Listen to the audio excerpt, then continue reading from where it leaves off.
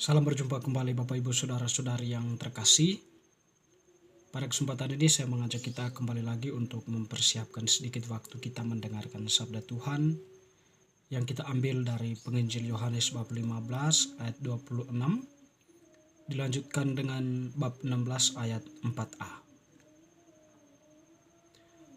Jikalau penghibur yang akan kuutus dari Bapa datang, yaitu roh kebenaran yang keluar dari Bapa, ia akan bersaksi tentang aku.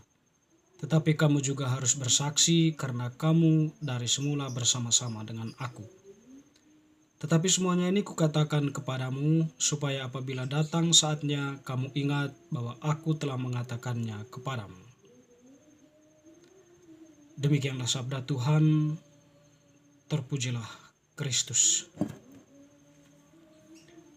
Teman-teman, Bapak Ibu Saudara-saudari, penginjil Yohanes yang kita dengarkan tadi mengisahkan bagaimana Yesus di hadapan para muridnya menyampaikan suatu peristiwa yang akan terjadi di mana Yesus akan mengutus roh kebenaran yang keluar dari Bapa, atau kita kenal dengan sebutan Roh Kudus ya.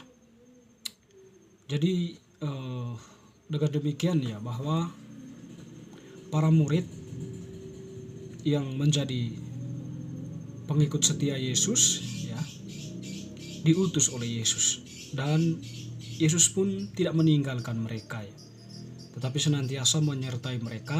Itu tadi dengan mengutus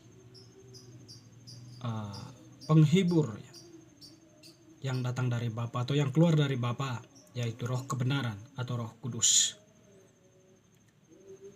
Perjalanan kesaksian iman para rasul itu kemudian senantiasa diperteguh oleh Allah sendiri ya, yaitu Roh Kudus yang menyertai mereka, sehingga dalam pewartaannya mereka berani untuk mengatakan kebenaran bahwa Yesus adalah Tuhan, bahwa Yesus itu yang adalah Tuhan itu telah bangkit dan menyelamatkan banyak manusia. Dan roh itu juga nanti yang akan membela mereka ketika mereka akan berhadapan dengan berbagai persoalan ya, secara khusus dalam penyampaian kebenaran itu sendiri ya, tentang Kristus, tentang Yesus yang adalah Tuhan telah bangkit di hadapan para pendengar, di hadapan para pemuka-pemuka agama yang memang waktu itu ya adalah orang-orang yang telah memberikan kesaksian-kesaksian palsu kepada Yesus, sehingga Yesus pun dihukum dan memaksa Yesus untuk dihukum mati ya, dan disalibkan. Teman-teman, saudara-saudari yang terkasih, yang menarik dari bacaan ini ya, bagaimana kemudian Yesus memberikan sebuah penegasan ya, bahwa roh penghibur yang akan diutus atau roh kebenaran yang diutus itu, dia itu yang bersaksi tentang Yesus ya. Dengan demikian, kekuatan atau roh yang berada di balik semangat para rasul mewartakan Yesus. Jadi inti pewartaan mereka itu adalah Yesus itu sendiri. Dengan demikian ya, bukan diri mereka. Dengan demikian, karena Yesus yang menjadi tujuan penyampaian mereka, sehingga Yesus itu pun semakin dikenal banyak orang.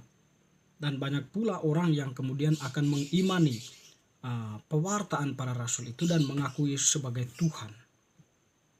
Nah, sehingga pewartaan para rasul itu ya nampak mempunyai makna ya, atau menyentuh banyak orang, sehingga orang-orang itu pun ya setidaknya itu tergugat hatinya, sehingga terbangun sebuah kesadaran iman bahwa Yesus itu memang sungguh-sungguh adalah Tuhan, dan para rasul itu adalah saksinya.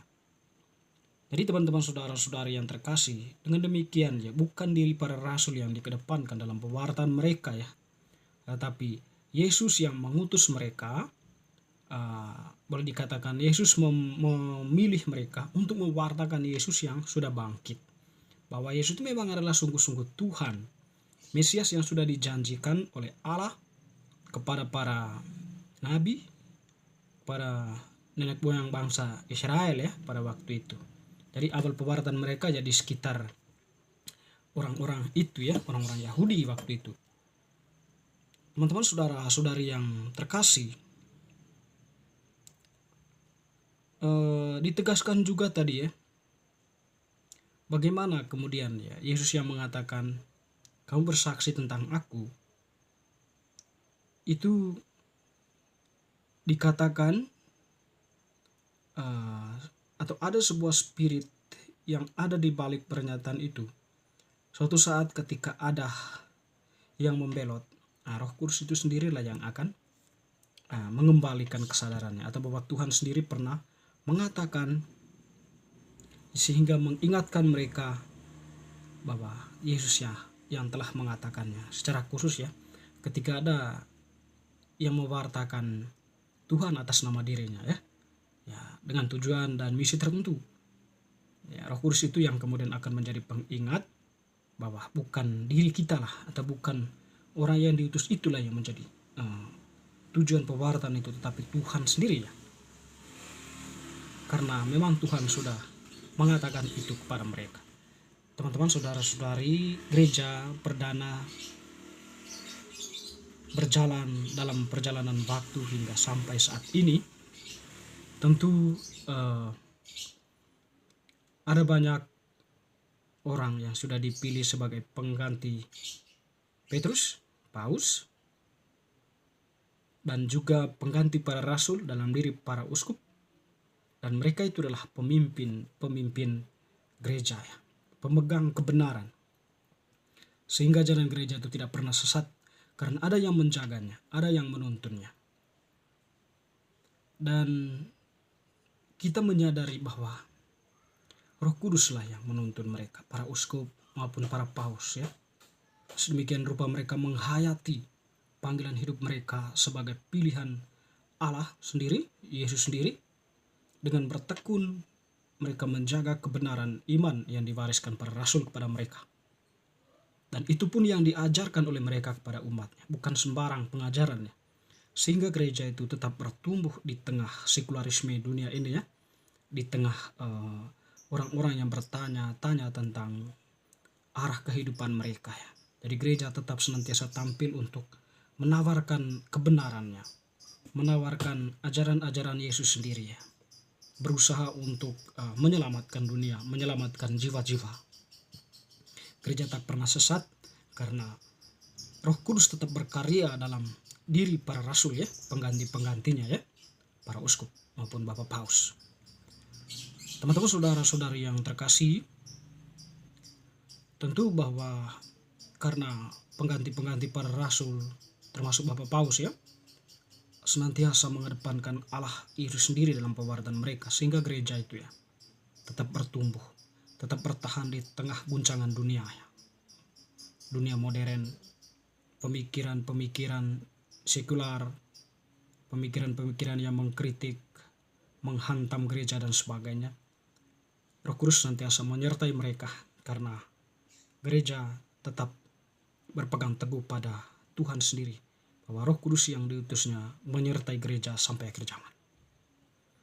Dan teman-teman, saudara-saudari yang terkasih, kalau bayangkan ya, kalau seandainya gereja tidak mengandalkan Allah, tidak mengandalkan Roh Kudus dalam perjalanannya, mungkin saja gereja kita sudah bubar. Kalau seandainya saja gereja mengedepankan diri para pemimpinnya, para uskup misalnya, bukan Tuhan Yesus, ya, gereja mungkin sudah hancur. Tapi karena gereja sungguh menyadari, para uskup sungguh menyadari diri mereka itu dipilih oleh Yesus sendiri, dan yang mereka kedepankan dalam ajaran mereka adalah Yesus, gereja tetap bertahan sampai saat ini. Dan ini merupakan pelajaran kita sebagai umat awam, bahwa dalam tugas-tugas kita ya, melalui sakramen baptis yang kita terima, kita juga senantiasa diutus oleh Tuhan ya. Tentu yang kita kedepankan dalam tugas perutusan kita ya adalah apa yang disampaikan, ajaran perintah Tuhan, sebagaimana yang Tuhan katakan sebelumnya ya, kalau kamu mengasihi aku, kamu menuruti perintah-perintahku ya. Kita sebagai umat awam melaksanakan perintah-perintah Tuhan itu ya, dengan menampilkan diri ya sebagai duta kebenaran Tuhan ya, dimana kita tampil dalam jalur yang sudah ditetapkan oleh Tuhan, kejujuran, kebenaran, kasih dan sebagainya ya. Memang semuanya itu terarah pada kebaikan bersama, kehidupan yang saling menghormati satu terhadap yang lain, tidak saling menuduh, menghilangkan gosip dan sebagainya. Senantiasa bahwa kita dibangun untuk tetap sadar membangun relasi dengan Tuhan sendiri dalam doa, pendalaman iman, dan sebagainya. Teman-teman saudara-saudara yang terkasih, semoga bacaan hari ini semakin meneguhkan iman kita. Amin.